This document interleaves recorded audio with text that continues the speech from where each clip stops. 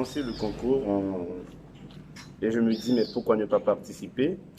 Mais ce qui m'a inspiré, il faut le dire, parce que la thématique c'était Haïti, l'Afrique et la Guyane. Je me suis dit, ben, je suis haïtien, et puis mes ancêtres sont africains, et je vis en Guyane. Pourquoi ne pas parler de ces trois territoires? Mais généralement, certains ont choisi de parler de l'esclavage, parce que quand on parle de l'Afrique, la Guyane et Haïti, c'est l'esclavage qui nous arrive. Moi-même, j'ai décidé d'aborder une autre thématique qui est bien la thématique qui me touche. Aujourd'hui, c'est la thématique de la migration. Donc, j'ai choisi de parler de la migration. Et ce qui m'a inspiré, c'est ma vie. Donc, c'est ma vie personnelle. Aujourd'hui, je suis migrant, je suis en Guyane. Donc, j'ai été témoin des péripéties, des difficultés des migrants haïtiens et d'autres migrants en Guyane française. Et ce parcours, ces histoires ou leur histoire m'ont touché et je me dis pourquoi ne pas les écrire. Aussi, j'avais aussi l'idée d'écrire mon histoire personnelle, mon parcours. C'est la raison pour laquelle j'ai choisi d'écrire ou d'aborder cette thématique dans le cadre de ce concours.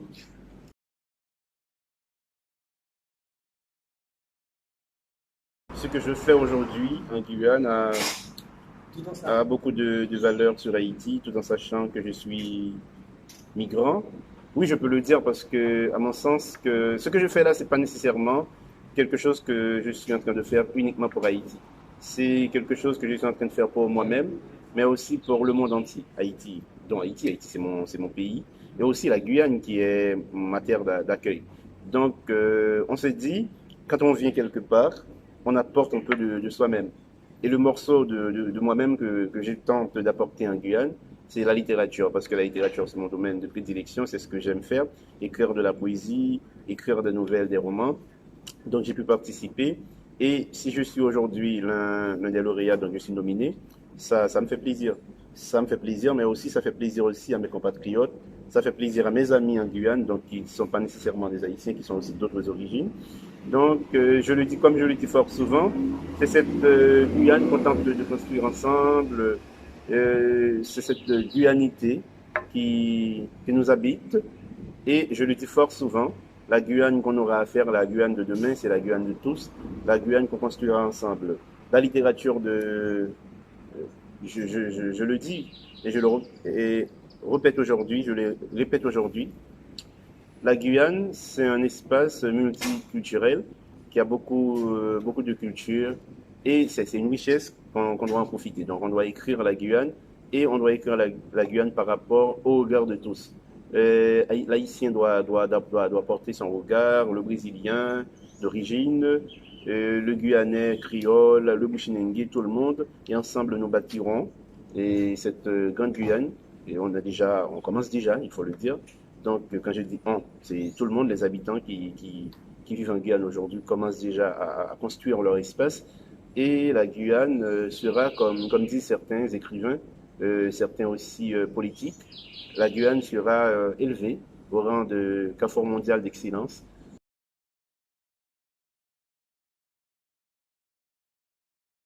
Mon histoire, ça parle d'un mec qui vient d'Haïti, et puis qui arrive en Guyane, qui est migrant, qui est demandeur d'asile, et qui a été témoin je le dis, des péripéties des migrants en Guyane et ailleurs. Donc, qui n'a jamais connu avant l'immigration et qui arrive en Guyane, qui a été dans une condition un peu difficile, qui a eu une femme. Et après, l'histoire, je peux le dire que mon texte, c'est la littérature comme prétexte pour parler d'autre chose. Parce qu'il y a beaucoup plus de propos dans mon texte que d'histoire. Le propos, c'est autour de l'immigration, autour des discours xénophobes, autour des discours anti-LGBTQ et de tout. Donc, c'est le mec, il arrive, il habite une zone, un quartier à Matoury. Il n'était pas nécessairement content de ce quartier. Il parle aussi des villes qu'il habite, mais aussi ce mec, il raconte son histoire avec sa nana, son histoire d'amour, et les parents ou les autres personnes qui n'arrivent pas à concevoir cet amour, pour eux que cet amour ne peut pas être réel, ne peut pas se faire, dans la mesure où les deux n'ont pas de papier, ne sont pas régularisés. Et il faut le savoir que la question de papier en Guyane, c'est une question très, très, très douloureuse. Douloureuse pourquoi? C'est parce que la majorité, il y a beaucoup de personnes qui n'en ont pas et qui n'arrivent pas à bouger comme on leur semble. Et ça m'a touché. C'est la raison pour laquelle j'ai choisi de mettre en exergue l'histoire de quelqu'un qui est migrant et qui est sans papier, qui adore une femme et la femme aussi est sans papier.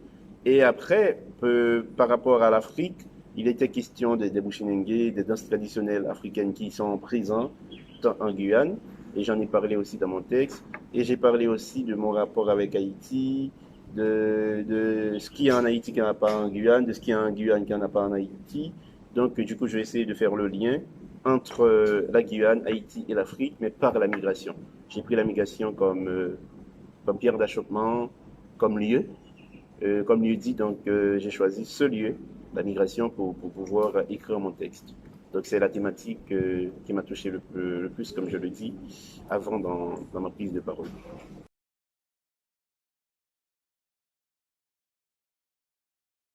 Je ne veux pas dire que c'est un stimulus pour les Haïtiens et la migration, bon, ou du moins pour les étrangers qui habitent ici. C'est peut-être aussi un stimulus, mais il n'y a pas, ce n'est pas le seul, pour ainsi dire, parce que je suis quelqu'un qui croit carrément que à, à l'aide de... Bon, le malheur fait bien des choses. Je le crois sincèrement. Il n'y a pas que la migration, que l'exil ou autre chose.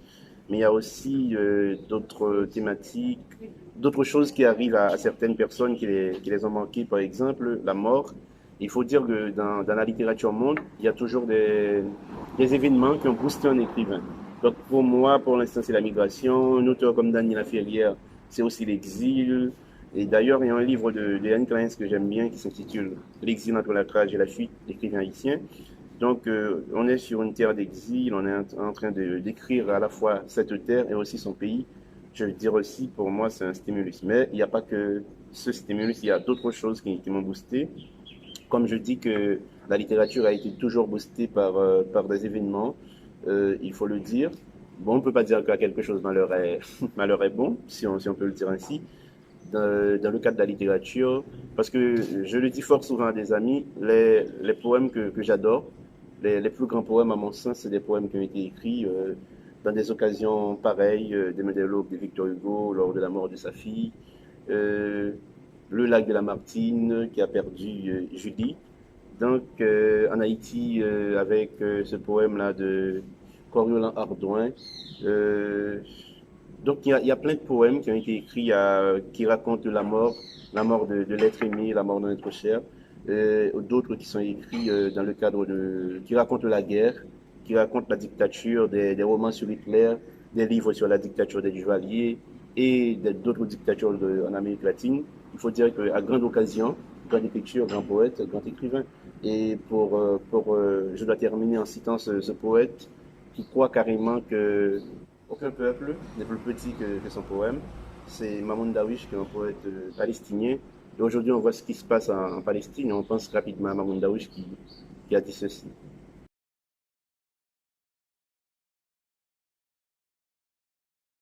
Qui ont peur d'écrire, qu'est-ce que je peux leur dire? Il faut oser, il faut écrire de toute façon, car Agatha Christophe disait que chacun est né pour écrire un livre. Même quand je ne suis pas nécessairement d'accord, je crois que chacun est né pour faire quelque chose de bien dans sa vie, pas nécessairement pour écrire un livre.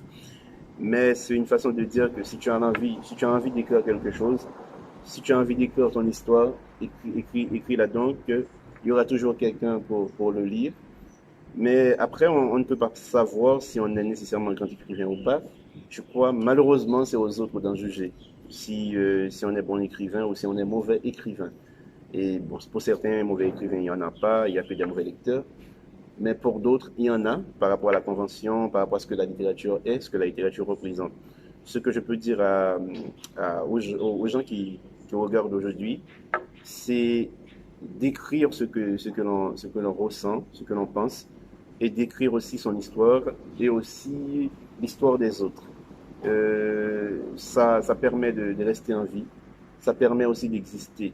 Je peux le dire parce que quand tu es dans une situation difficile, tu écoutes de la musique, tu lis ou tu écris quelque chose, tu te sens un peu libéré. La littérature, il y a une sorte de liberté que la littérature donne, que la littérature propose.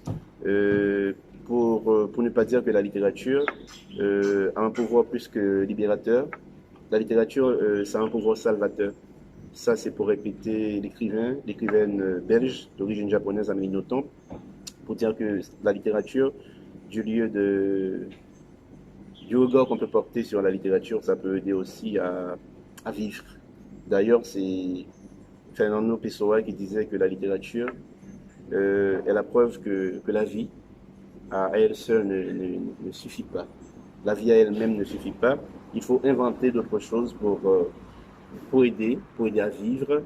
Et je suis de ceux qui croient que seule la beauté peut sauver le monde. Et la littérature, c'est la beauté personnifiée. Et donc, je vous encourage à écrire, je vous encourage à être écrivain. Si vous ne pouvez pas écrire, donc contentez-vous de lire. Il y a aussi de très bons lecteurs.